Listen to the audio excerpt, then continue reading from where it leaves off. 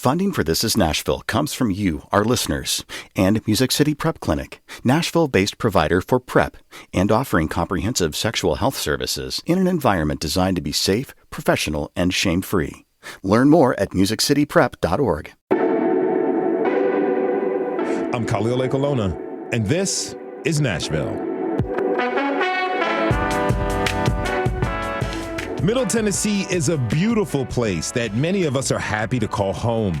Look outside your window, and it's pretty easy to discern that we are not the only ones. So much wildlife lives right here, from the smallest of animals like chipmunks and salamanders to larger animals like foxes, owls, hawks, even bobcats. These animals have been here and are doing their best to live in a world that's changed around them as Nashville continues to grow.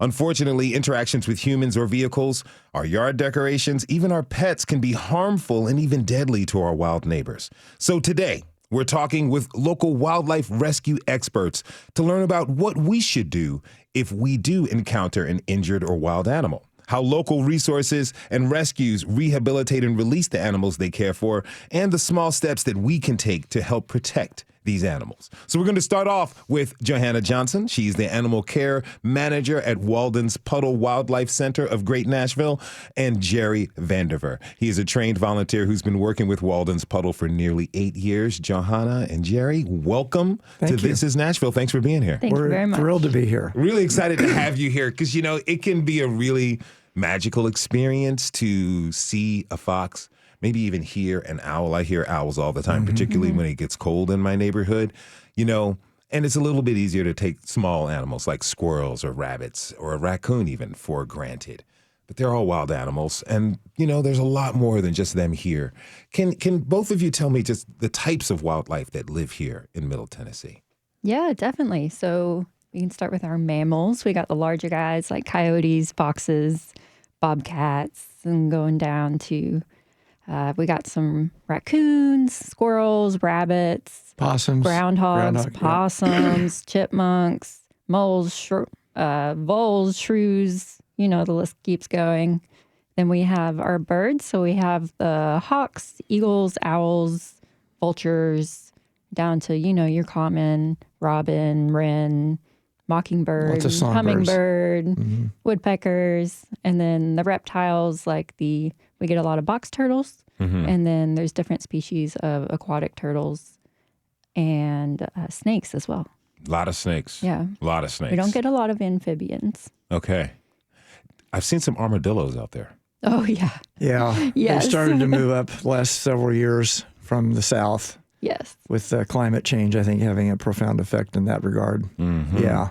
Well, tell me this, Jerry. What are some of your favorite wildlife to witness here? Well, I used to say when I first volunteered for Walden's Puddle, it was hawks and owls, but I kind of by default have migrated into fox rescue, and I have really come to admire and love those animals. So whenever I see a red fox, especially a healthy one, it makes me smile. I'm a real fan of them. You know, a few years ago, I recognized a trend of people domesticating foxes. Do you think that's a wise idea? No, I'm completely against the idea. They're meant to be wild. They should stay wild. Most animals don't adjust well if they're kidnapped from a den, like if someone took a little fox kit, and we've had that happen before. And once they get a little older, they don't adapt well to a domestic situation. So no, they're wild animals. They're meant to stay wild. And Joanna, what's your favorite wildlife to witness? Probably raccoons. Yeah. They are so smart. They're so intelligent, really curious, have great memories, can solve so many problems and puzzles. They're and they are entertaining, too. absolutely just the most chaotic troublemakers like you could imagine. And I love it. Like they are so fun. They get their little hands on everything. Yeah. And they're also obviously extremely cute. They are very cute. Not hurt. Skunks, I think skunks are pretty cute as They well. are Yes. too. Yes. Yes. Most people, you know, are have an opinion of them because of, you know, their power as a skunk and what they're able to make people smell. But if you observe them, they're kind of like cats, like really, really adorable cats. Yeah. Something. All right. So, you know, Walden's Puddle is the largest wildlife rescue and rehabilitation center here in Nashville. Joanna, can you give us a sense of the scope of Walden's Puddle. Tell us what kind of animals you care for and how many animals, in estimate, do you help each year? So we care for all the animals that I listed earlier. It's a massive variety. We are reaching around 3,500 animals a year. Wow. And it increases every year. 3,500, and it increases every year. Yeah. Because it's a matter of, one, just spreading awareness. More people know that we exist. But then also Nashville's developing so rapidly. And so that's more habitat loss and fragmentation. And that leads to people interacting and being around animals more, and then animals being in situations where they need more help. Well, 3,500 animals a year and growing requires a lot of people to help. About how many staff and volunteers do you have? We have 4 full-time staff and around 10 part-time staff members. For volunteers, last year we had about 90 volunteers with a total of 2,500 hours put in. Jerry was one of our wonderful volunteers also. Jerry, you're like almost up for the award for most dedicated Yes. and highly trained volunteer with Walden's Puddle. Tell me, how'd you get started? It was kind of fascinating. For me anyway, I've always been aware of Walden's Puddle and their mission and always admired it. I'm an active and wildlife advocate as well as a camper and canoeer and such, so I'm an outdoors person as well. We had a broadwing hawk, a fledgling broadwing hawk, grounded in our backyard, and we called Walden's Puddle to rescue it, and we were able to bring it in, fortunately. And I remember once I brought it in, I just got a look around the facility, and I said to my wife, "It's time to volunteer and be a part of this culture." And so not long after I did, and I started out by doing laundry and folding towels and feeding turtles. And the next thing I know, hey, there's a hawk out in, West Haven. Can you go see if you can rescue it? And so hawks and owls. And then the next thing I know, we had a fox mange epidemic. Okay. And I kind of stepped into that, and it's really become a mission for me. About how many hours a month do you put in? Well, that depends actually on the actual time of year. From about May through September, about 120 hours a month. Wow. Yeah, it's a lot. But it doesn't. I don't feel overwhelmed so much as I feel like I'm really partaking in a mission that has a special outcome that's important. Is the household into this? Is your wife behind it? She's all about it. There's every once in a while, I will see on a camera that I've caught a fox in a trap at 2:00 in the morning, and I'll go up and go bring that fox into Walden's Puddle, and my wife will wake up and go, "Did you catch a fox last night?" Yep, I did. And no, she's very supportive. Yeah, and my dogs are supportive of it too. That's awesome. Yeah. A lot of the animals Walden Puddle's rescues are put on their radar due to calls from the public. And recently, This Is Nashville managing editor Tasha A.F. Lemley went out to a near busy interstate with Jerry to retrieve an orphaned bobcat kitten and set a trap for another. We're going to take a listen to that experience. We just rescued a orphaned bob kitten, and I'm taking it to Walden's Puddle. I'm sure it can be brought back to good health, and then we're going to have to find a place to release it because obviously right here is not a good place for it. And this little guy was pretty darn cute. Only you would say that, Tasha. Oh, come on. No, he's very cute, but he's wild. So always remember that. Okay. We know there's a second bob kitten here because it's been seen. So we're setting another trap up with bait in hopes of catching it as well. Sardines and raw meats, because that's what they eat. So we're going to go all the way back there. And then I'm going to leave a trail out here so the animal will follow the trail into the trap. And unfortunately, I don't have my gloves. Oh, wait a minute. I do have some gloves. Hold on a minute. He's going back to the car, risking life and limb on the side of the interstate to get some gloves so his hands don't get stinky sardines on them. you gave the trap pine needles?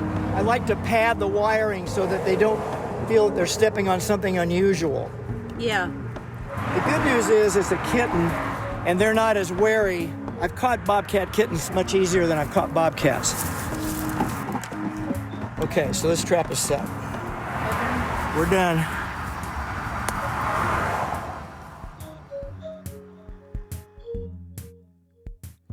All right, the world wants to know, what's the status of that bobcat kitten? How did it end up, Joanna? She's the one that cared for it. She is doing so well. She came in extremely critical condition. We were all really worried about her.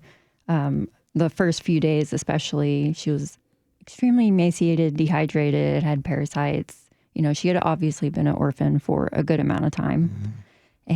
But with critical care and stabilizing her, we were able to bring her back to good shape. And she is now in an outdoor enclosure, eating lots and lots of rodents. And she has all that attitude. So she's feeling good. She's feeling real good. Yes. She's got her sass back. Yes. Okay. All right. I do want to go over some of the basics, like what we kind of need to know, what to do if or when we encounter an injured wild animal. Like what should and what shouldn't we do? So first of all, I just want to say that human safety does come first. So if you're like Jerry on the side of an interstate, please be extremely careful. Yeah. If you're running across the interstate to get a hawk, you know, a lot of our coworkers have been in that situation. But so if you find an animal, what should you do? So do you want to know like the way of like catching them, or after you have them, things we recommend? Let's say this. I'm driving down 65 and I see an injured hawk, a hawk clearly trying to fly, take off, but it can't. And I can see with my eyes that this hawk is injured. Yes. What steps should I take? So first you want to contain the animal as you can do it to keep yourself safe. With any wildlife, you want to try to not directly touch them with your hands because, you know, wild animals are full of bacterial, fungal, viral, parasitic diseases and infections. And so you don't want to have any contact with you and the animal. And so that extends to if you do have an animal, you don't want it to be like a baby raccoon. You don't want it to be playing with your kids, or you don't want it near your pets even. So that's really important to keep that separate. So you can grab, if you have gloves, that's great. You can grab a towel or a blanket, throw it over the animal. Be careful, especially if it's a raptor, obviously, of their talons and their beak. So if you have like a really thick towel, that's ideal. Or sometimes you can kind of shoo them into a box or a crate. And then once you have them contained, that's when you want to call a wildlife rehabber. You can go on TWRA. They have a list of all the rehabbers, and you can look up who's closest to you. Or you can also go online, and there's also an app called Animal Help Now. And they'll direct you to who you need to call. And you can call around a few different rehabbers, and then whoever gets back to you first will they'll take the animal or they'll refer them to the best place the animal needs to go to. When somebody contacts you about an animal, how do you determine like if the animal needs help or human intervention or not? So pictures and videos always help. We do a lot of texting. So there's steps to that. If there's obvious injuries, wounds, you know, gushing blood, maggots, fly strike, things like that, it clearly needs to come in. If it's been in a predator's mouth, like cats or dogs, it also needs to come in. Or if it's extremely friendly, like if there's a baby squirrel running up to you, running up your leg, that's not normal. Something's wrong. It should come in. But beyond that, so that's why we want you to call us before intervening, so we can help determine if it's truly an orphan, and then if it is an orphan, if it can be, it wouldn't be an orphan. If you can reunite or renest it. Okay. And so that's possible a lot of times with babies. Like with squirrels, you can leave them at the base of the tree, and sometimes the mom will come get them and bring them back. So that would be something that you work closely with us to determine the next steps. Now, Jerry, as you mentioned, over the last 5 years, you've been rescuing a lot of foxes out here. Yes. in the area, and they've been suffering from mange. Yes. Can you tell us what's been going on? What is that? Well, sarcoptic mange is the specific name of the disease. It's actually caused by a mite, which is like a flea that's naturally on the animal anyway. And a healthy fox doesn't have a problem with those mites, like a healthy dog doesn't have a problem with the fleas. But what happens is that when a healthy fox eats a rodent or game that has had some pesticides in it, and the easiest way to say that it would be the rise of pesticides in the food chain are human caused. And what happens is that especially rodenticides, which are the scientific name for rat and mouse poison. So let's go there. So someone puts out a rodenticide for rats and mice that in their house or around their area, and the rat or mouse eats that poison. It doesn't initially kill the animal. It slows them down and makes for easy prey for a hawk or an owl or a fox to eat it, which is what happens. If a fox ingests a poisoned animal, their immune system becomes severely compromised, and the mites that I mentioned earlier that are naturally on the fox start to take over, and they multiply, they lay eggs, and they dig into the skin. The skin falls, the hair falls off. You might even see a fox that appears to be squinting because there's a lot of crusty excretions from the mites around the eyes of the fox, and it eventually will kill the fox. It's a long, painful, excruciating death. The good news is that mange is treatable with medications and electrolytes and vitamins and minerals and such. And if we can intervene by capturing the fox, we can cure it and, joyous occasion, release it back into its wild home again. How long does it take to treat a fox normally? 4 to 6 weeks, roughly. Sometimes a little longer, depending on the severity of the mange. I brought foxes in that really are just have the beginning of it, and we've released it a few weeks later. Or there's some, like we recently released a fox. I think that was about 6 weeks because it was pretty severe. You know, you both are so dedicated to this. What keeps you into doing this work so long, as long as you have been? Jerry? Well, for me personally, it's seeing them heal and releasing them back into the wild. When I love seeing the before and after pictures, and when I have usually the caller, I usually have them open the crate that we have the fox in, and that fox dashes out, and sometimes they actually look back at us. Oh, yeah, it's really great. Almost like a thank you. Yeah, it's kind of like that Disney moment thank you. Yeah. Awesome. Probably isn't, but that's what I like to think it is. Yeah. Joanna? I completely agree with that. It's a transformation, seeing an animal come in that can't even stand up, is head hanging down. You're not sure if they'll make it through the night. And then seeing them recover and then they're released, them fly back into the wild is just an amazing thing. Yeah. And then I also, for me, I feel a sense of responsibility and obligation just because the vast majority of animals that come in are either directly or indirectly because of human causes. And so I feel like, you know, what we do, it gives us a chance to make a little difference, to take away from the massive harm that humans are causing. Yeah. Joanna Johnson is the animal care manager at Walden's Puddle Wildlife Center of Greater Nashville, and Jerry Vandiver is a trained volunteer who's been working with Walden's Puddle for nearly 8 years. Jerry, thank you so much for being here. And Joanna, we're going to check you back out later in the show. Sounds good. All right, we're going to take a short break. When we come back, we're going to learn more about the rehabilitation process for wild animals, from rescue to release. Stay with us. This is Nashville.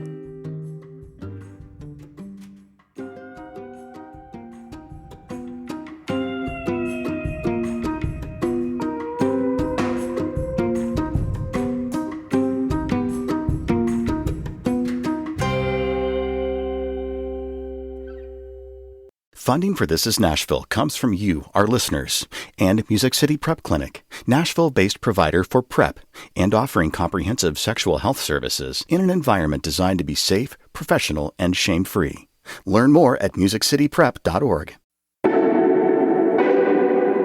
I'm Khalil A. Colonna, and this is Nashville. Welcome back. Today, we are talking about how we can protect and peacefully live with our wild neighbors here in Middle Tennessee. All right, so here to tell us more about the wildlife rescue and rehabilitation process are Debbie Ceicys, the director of the Nashville Wildlife Conservation Center, and Molly Mays, the wildlife educator and program coordinator for Nashville Wildlife Conservation Center. Well, Debbie was a former guest of the show. Good to see you again. Welcome back. Thanks for having me back. Thank you for being here. And Molly, welcome to This is Nashville. Thank you so much for having us. Really great to have you both here. All right, so Debbie, can you tell us a little bit about the Nashville Wildlife Conservation Center? Tell us what kind of animals you receive and care for. Yeah, so primarily we're kind of more like wildlife support. We do primarily education outreach. We do a lot of conservation and coexisting. So if people have issues with mice in their house, those types of things, teaching them how to coexist and get those mice humanely out. But then we also have that wildlife hospital. We focus on species of conservation concern. So our reptiles, amphibians, and then a lot of songbirds. So right now we're getting hit pretty heavy with our migratory songbirds. Yeah? How many about? So to give you an idea, like millions, depending on the night, will migrate through Nashville. And unfortunately, a lot of them end their destination just with the building strikes and things in downtown Nashville. But if they're still alive, people call us and we help those birds continue their journey. I'm curious about how you both got involved in animal rescue. Deb? Well, so you just had Walden's Puddle on. That's kind of where I started. And, you know, Joanna talked about how we're seeing more and more animals in the hospital every year. And that's great on paper, but when you're the person who's down in the trenches and doing the work and seeing these animals over and over again, these injuries are pretty brutal and a lot of them don't make it. And eventually you just want to do something about it. I hope to do wildlife rehab for the rest of my life, but it is kind of a Band-Aid. So we started Nashville Wildlife Conservation to swim more upstream and educate the public, teach them about the wildlife that's there so that hopefully we can prevent those types of songbird window strikes and turtles that are getting hit by lawnmowers, those types of preventable injuries. Yeah. Well, now, Molly, how did you come to this work? That's a great question. I feel like I've always been very animal heavy in all of my studies I've done. And I actually started volunteering in Chattanooga where I went to college. And from there, I fell in love with the reptiles and birds that we took care of at Camp Wilderness. And when I moved back home to Nashville after graduating, I found Debbie with Nashville Wildlife Conservation Center, and I felt it was just a perfect fit to be able to help educate while also learning more about the animals here. What do you love the most about it? Education-wise, I love talking to the people who didn't even realize what an animal in Nashville looks like. A lot of times we learn about animals far off in different countries and different continents, but here in Nashville, there's so much wildlife we could learn about and learn to coexist with as well. Okay, so I've heard that one of the animals you've cared for is Horton, an eastern box turtle, and he's now an animal ambassador, so he stepped up in the world. Tell me a little bit about his journey. Yeah, absolutely.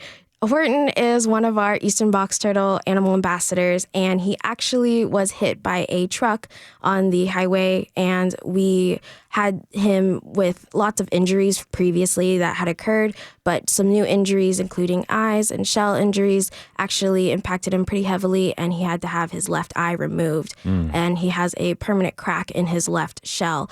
And so we actually had to do a lot of care for him and rehabilitate him. And Debbie is excellent in being able to do a lot of care to make sure that they get right back on track.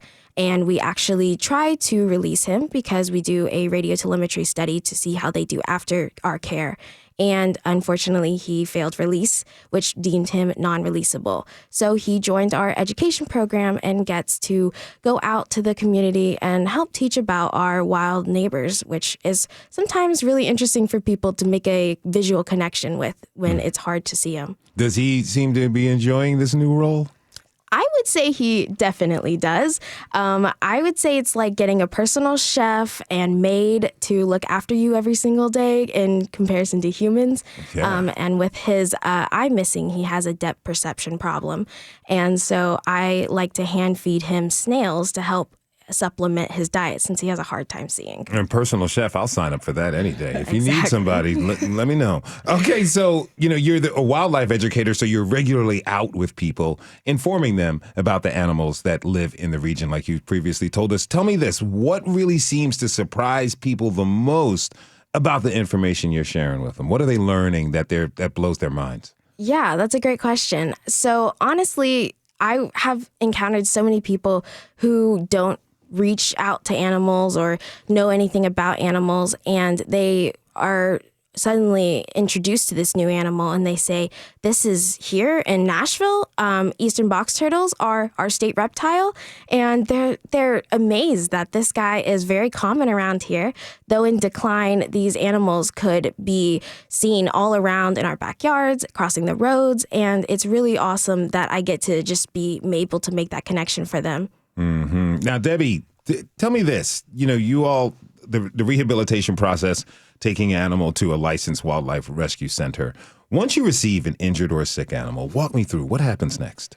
It really depends on the species, but our expertise really is songbirds and turtles. So just taking turtles, for example, the number one issue that we see with them is lawnmower strikes. And I did bring a turtle shell, which I know is hard for people to necessarily see, but you can, if you just look up a picture online, you've got just right down the center their spine. Mm-hmm. And so you can imagine if you have a lawnmower go over that, especially with how low we like to trim our lawns, that cuts right into that spinal cord. So part of that is making the wound better, but a really big part of what we do is physical therapy for our turtles, which is pretty niche. And so, teaching them how to use their back legs again. And we found even if their spine is severed, there is hope for them to learn how to use their back legs. If you're just tuning in, this is Nashville, and I'm your host, Khalil Alona. We're talking this hour about animal rescue and rehabilitation. My guests are Debbie Ceicys and Molly Mays. All right, so Debbie, what guidelines or rules does your staff follow when interacting with wild animals? Great question. We work extremely hard on keeping their stress low, on allowing them to have integrity and dignity. So we're not holding them, cuddling them, those types of things. They don't want anything to do with that. So we provide a quiet area. We try to make their enclosures as natural as possible. And then just watching the animal individually, because we can learn how to meet their needs if they tell us. If a bird is flying against one part of the screen, we learn, okay, this is where we need to put the perch. Mm-hmm. And so it does take a lot of training. Molly is our only paid staff, so everybody else is volunteers. So they're donating their time to train on these things, to learn these things. They spend a lot of time learning so that they can provide these animals. I'm curious about how the animals adjust to being in care from animal to animal. Are there certain ones that kind of adapt to it rather quickly and other ones that are a little bit more difficult, or do certain ones do better all the way around? Molly? Definitely there are certain animals that are going to be higher stress species. Debbie's worked with a lot of them, so I think she'd be able to give you that species by species call. Yeah, so in general, again, just being able to read the individual animal, there are certainly ones that have a hard time getting used to captivity. And ultimately, not every animal wants to be in captivity either. I would say Horton's like our one exception from any wild animal we've ever rehabbed that has enjoyed captivity. He's got a chef. Yeah, he's got a chef. For some reason, he loves people. He now walks into people's laps and things like that. But most of those wild animals, they just want to be left alone. And so we offer them that. What do you name the animals? So every admission is after the person that rescued them. So Horton is named after his rescuer, who had the last name Horton. But you all refrain, I imagine you refrain from naming the animals as to lessen the attachment that you can bond with them. Well, I will say you're going to be attached to these animals because you're putting all you have into these guys. So even if it's a critical patient, you're feeding it 4 to 5 times a day, you're going to get attached. And I think the important part for us is really just maintaining their wildness, keeping their stress low. And if the volunteers want to name them and that makes them happy, I think more power to them. Okay. I'm curious about what happens when you get an animal that's sick or injured, and you pretty confirm that it won't be able to recover. Like, not all of them are able to survive. What do you all do then? So pretty much, again, wildlife, I think it is a hard concept to understand, but wild animals, they don't want to be in captivity. It's extremely stressful. It is ultimately a prison for these guys. So the majority of them are humanely euthanized. So we work with a veterinarian to make sure, just like you would with a dog and cat, that they go out very peacefully. It's a nice, peaceful death. Really, I would say the one animal that we have kept has been Horton, but that is because he showed us that he really adapted well to captivity. So if there was ever another animal that enjoyed it, I would say certainly we'd place it at an education facility similar to ours, but otherwise we do provide them with a humane euthanasia. Molly, have you been in that situation before? I've definitely worked with a lot of animals that haven't ended up making it and being able to be released. A lot of times it's difficult to be in that position, but ultimately you have to think what's best for the animal. We don't want to make them a prisoner for the rest of their life. We don't want to keep them injured and just think they're going to make it, because we know for certain they're not going to. So thinking as empathetic as possible, you don't want them to suffer. So we do have to put them down, and that can be hard, but it's for the best. Has it been hard on volunteers? I think so. I mean, it's not an easy concept in anything. I've euthanized thousands of animals in my life, and I still cry for every single one of them. So I imagine it's not really something that's easy, even if it's best for the animal. Yeah. It's still hard toll. So on the brighter side, say an animal fully recovers. How do you know when they are ready to be released? We have a whole lot of standards. They need to behave properly. They need to, along with behavior, physically be fit. There's a few different criteria that every wildlife rehabilitator needs to meet. They should not be habituated by any means. And then you also want to think about the habitat. So if it is an urban raccoon, if it needs to go back to an urban place, it doesn't know how to survive in the woods at that point. And, that's one of the reasons we say don't trap and relocate, because they're not going to know how to survive in the woods, even though we think they should be able to. That's not what's best for them ultimately. Talk about trap and relocate. This is how far I go.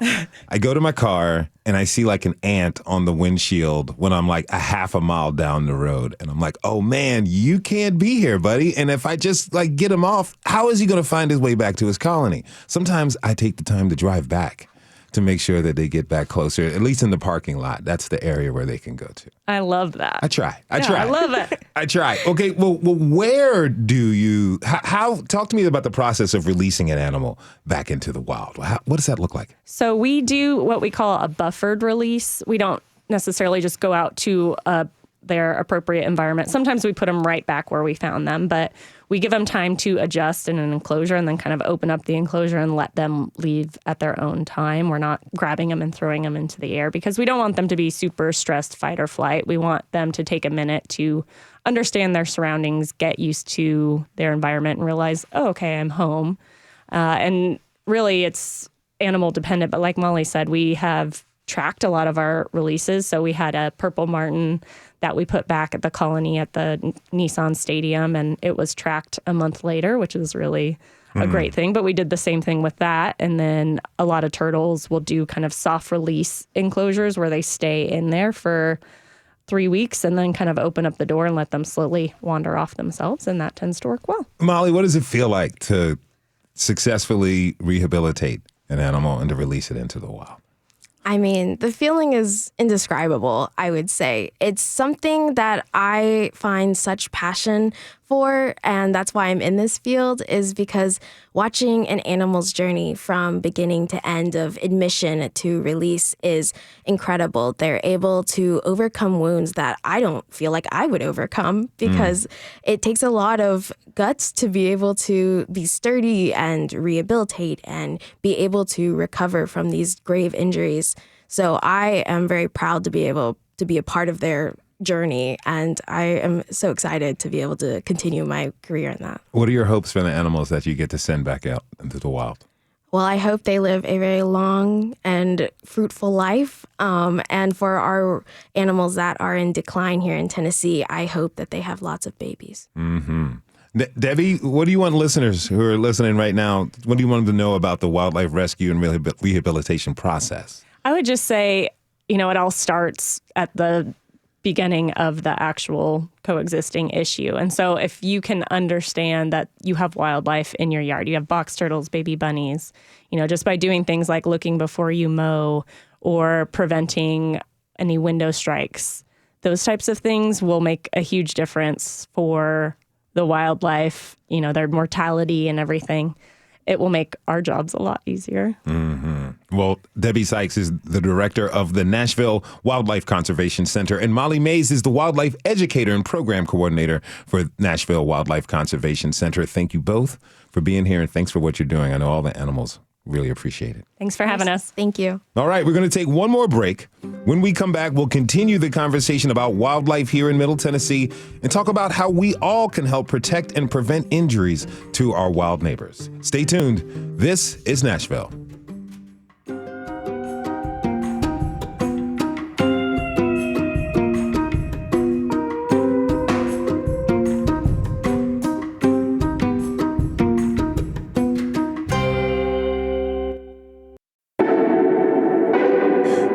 Khalil Ekalona, and this is Nashville.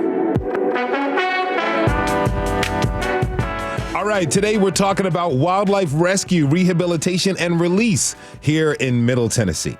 All right, so joining us now to continue the conversation about what we can do to protect animals from harm in the first place is Stasia Kudrez. She is the executive director of Harmony Wildlife Rehabilitation Center. And we want to welcome back Joanna Johnson, the animal care manager at Walden's Puddle. Stasia, thank you for being here. Welcome to This is Nashville. Thank you so much. I'm really thrilled. I listen to you twice a day, every day. So this is just a treat for me personally and just on behalf of Harmony. So thank you for having us. Oh, it's a pleasure to have you, and it's an absolute treat for us. And Joanna, thank you for sticking around. Yes. Happy to have you back. All right, Stasia, tell us about Harmony Wildlife. Tell us what kind of animals does Harmony care for? So Harmony Wildlife is very similar to Walden's Puddle. We've been around since 1992, but we reopened from Fairview and into West Nashville a couple of years ago. Right now, we are treating about 1,000 animals a year. And as Joanna mentioned, it's just growing because as people learn about you, they start calling you. We are limited by our size, so that's about the max that we can do. But I think that the bigger picture is not how many animals we take care of, but how many phone calls and communications we get. We get as many as 4,000 a month now. Wow. People. I know, it's crazy. That's crazy. We're just doing it all day and every day of the week. We're helping people figure out what to do when they find an animal. And the majority of the time, we don't want that animal to come in. I mean, Joanna doesn't want another bobcat kitten to take care of. We want that animal, if it's okay, to go back out and live in its natural place. Mm-hmm. So a lot of the work that we do is education with the public. The other thing we do is we're focused on education. So kind of like Debbie and her group, we are also doing programs. We have Frodo, our Virginia opossum, and he's been doing programs for a few years. And we now have, and thanks to Joanna, she helped us with this, we have Sweet Potato, our new... Sweet Potato. Sweet Potato. She's our new Eastern box turtle, and she is going to be doing programs for us soon. And just one thing that I'm super excited about is that we've been really focused on trying to help reach underserved audiences. And so this year, we just launched a program where we're doing programming specifically for people who are deaf and hard of hearing. Okay. So we just had our first ASL interpreted supported program last week. So I'm really excited about all the things that we're doing at Harmony Wildlife. How did the program last week go? Oh, it was fantastic. We weren't sure. It was our launch, and we had 13 kids. It was through the Bridges program here in Nashville, Tennessee. Mm-hmm. This club called Sertoma helped us start the program, and then we were able to partner and go over to Bridges. And these kids had an hour of just nonstop questions and telling us stories about the animals that they found and what they saved and what they loved, and just getting kids excited about nature and seeing the animals and talking about them, it's the world to us. That's what we love to do. That is fantastic. Okay, so as I understand it, all of the rescues, you all work together, Yes. right? Mm-hmm. Okay, so is it easy to you pick up a phone and coordinate care for all of the animals? I mean, you're getting 4,000 calls a month. You know, how do you guys coordinate with each other? 100%. I mean, we're talking all the time. Yes. And I mean, we couldn't do it without Walden's Puddle. So thank you, Joanna. Of course. Thank you. Yeah. I don't know. Can you give an example of how we work together? It is extremely difficult dealing with the calls that we get from the public and then having to, reach out possibly to everyone in Tennessee to see if we can transfer an animal to someone or they have a singleton that they can send to us. So it just takes up a lot of time mainly, but there's definitely times where, Stasia, Harmony, they have a raptor that they don't have space for in their flight barn, but we have our flight barn, so they can transfer it to us after they raise it. And so there's a lot of working together like that is really, really just helped the Nashville community rehab. Thank you again for helping us with that. It takes a village to do this. Another thing that might happen, for example, if we have an American kestrel come in, they're really cute little hawks. But they do better when they are raised with another kestrel.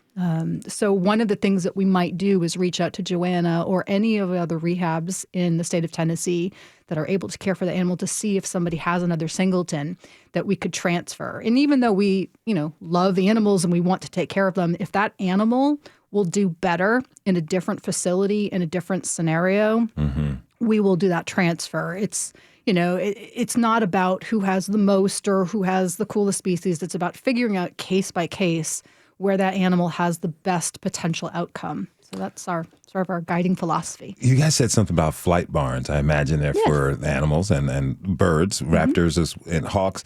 How big are your flight barns? Our largest one is 100 feet. Wow. Yeah. I'd love to go see that. It's pretty cool. That sounds really cool. All right, Stacia, tell me real briefly, how'd you get into this work? Well, in 2000, I was driving down the road in Kingston Springs, and I saw this dead animal on the road, and I saw this little thing running around, and I said, "Stop the car!" And then I pulled off, and it was a mother opossum that had been hit by a car, presumably, and she had one surviving baby. So I picked it up, and I said, "What in the world am I going to do with this thing?" So, that was the start of the journey. And through that, I connected with my dear friend and mentor, Carol Burgess. She's the founder of Harmony Wildlife. She's actually been doing rehab since the 1980s. And I started volunteering for her in the year 2000. And I eventually started spending every weekend and days of the week there helping her after work. And then fast forward to a few years ago, we just decided that we were going to reopen it in West Nashville. Okay. So that's how I got started doing it. And it's just my happy place. I can tell you're smiling from ear to ear. It's a total happy place. All right, but you both get these animals that need help or sick or injured. What are some of the most common injuries or illnesses that you see in both of your facilities? So one of them is definitely being hit by a car. That is extremely common for a lot of turtles and mammals and birds even. Let's see. And then we have a lot of animals hit by lawnmowers, babies that were orphaned from people cutting down trees. We get our mange foxes, a secondary issue with rodenticides that have been put out. A lot of the issue is habitat loss and fragmentation. We get some animals where their little section of wildlife was completely destroyed, and now it's just wandering around and slowly dying and emaciated. Stacia? Well, the other big thing that we get, all of those things, and honestly, it's domestic cats for us. So that is probably the number one cause. And I love cats. I love pets. I've been a cat owner. I'm now a dog owner. But one of the primary issues is that people allow their their cats to go outdoors. And cats are natural predators. They are not part of this world. They're outdoor world here, native to Tennessee, and they're just wired to hunt, and they're they're really good at it. So it's estimated that they kill, I think, about 3 billion songbirds in the United States every single year, plus countless of other mammals. So a very large percentage of the animals that we get are people who call us because their cat has caught a bird in their bird feeder. And it's a strange disconnect because the people care. They bring the animal to us, and they're very concerned about us saving the rabbit or the bird or the chipmunk that's been caught. But at the same time, they won't consider keeping their cat inside. And it's truly a puzzle. I think that a lot of it just comes with this idea that to be a good cat owner, they're happier outside. But I would say that to be a responsible pet owner and cat owner, it's hard work, but it would be to give that cat the stimulation and the enrichment and the things that they would need to keep them happy to be inside. Or catios. Yes. So, Joanna, what is a catio? Well, a catio, I mean, basically, if you have an outdoor porch, you can get it screened in with hardware cloth, and just let your cat stay out in the catio. They still get to go outside. You can make it as big as you want, as big as you're able. And then, so they get their outdoor time, but they can't go off hunting down some birds. I just want full disclosure for all the audience. I am people. I am people. You're people still good human. You're still good human, Khalil. You know, I'm trying. It's cold now. I just having as I was doing the research for this, reading with our producers, the interviews that they had with you all, I'm looking at the cats.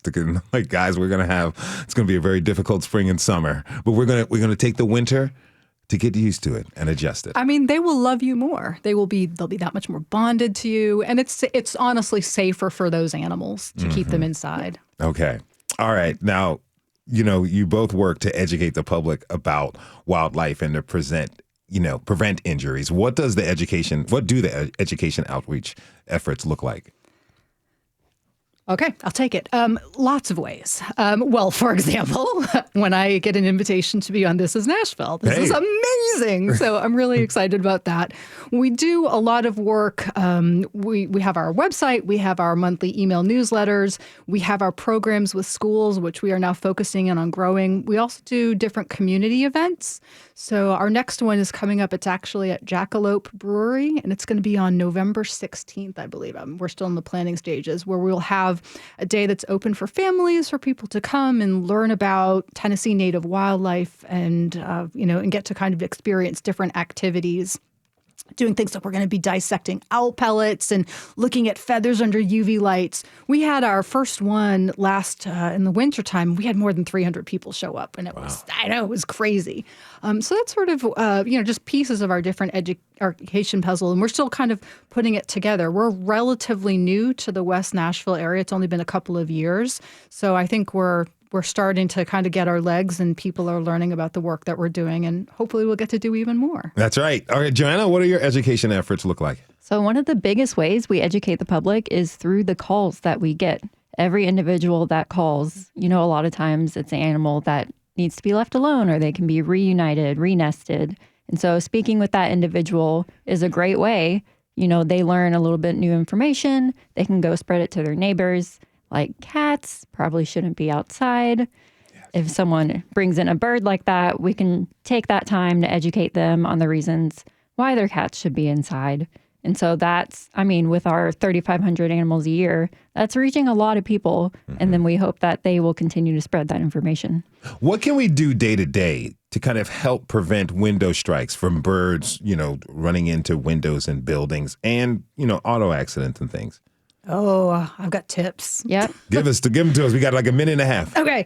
Well, the first one is, y'all, when you're like having apple core and you're like, what do I do? And you're like, if I throw it inside the road, it's not litter. It's just going to help feed an animal. Mm-hmm. Well, that actually creates so many problems for us, because when you throw food waste on the side of the road, even if it's like quote unquote good waste, it attracts rodents, which then attract the owls and the hawks and other raptors that come and want to eat it. Gotcha. And that's why we get so many car strikes. Mm-hmm. I can't tell you how many owls have come in, cute little screech owls and barred owls and great horns and hawks that have hit the cars.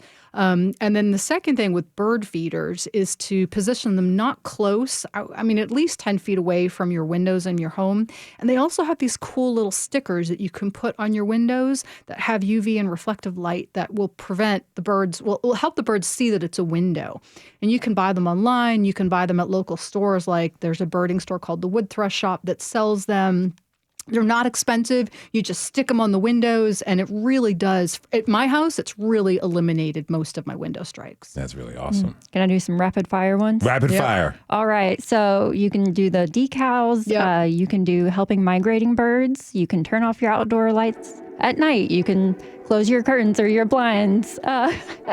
Oh, no, we need more time. I know, I hear the music. We need more time. We'll have a list on this episode's web post when you go to thisisnashville.org. Stacia Krudras is the executive director of Harmony Wildlife Rehabilitation Center, and Johanna Johnson is the animal care manager for Walden's Puddle. Thank you both so Thank much you. for being here. Really appreciate it and the work that you're doing. All right, y'all, before we leave, I do want to let you know about the Music City Wheels Charity Golf Tournament. It takes place Friday, October 5th at Greystone. To find out more, go to givebutter.com/KA8TUC. And October is Breast Cancer Awareness Month. You can find out more information by checking them out at Fit Crawl on Instagram. Thanks to you for tuning in this hour. This is Nashville is a production of Nashville Public Radio. Today's episode was produced by Katherine Ceicys, directed by Tasha A.F. Lemley. Our technical director and board operator is Liv Lombardi. The masterminds behind our theme music are Laurent and Namir Blade. As always, listen back at thisisnashville.org or wherever you get good podcasts. Conversation never ends here. Tweet us at This Is Nashville.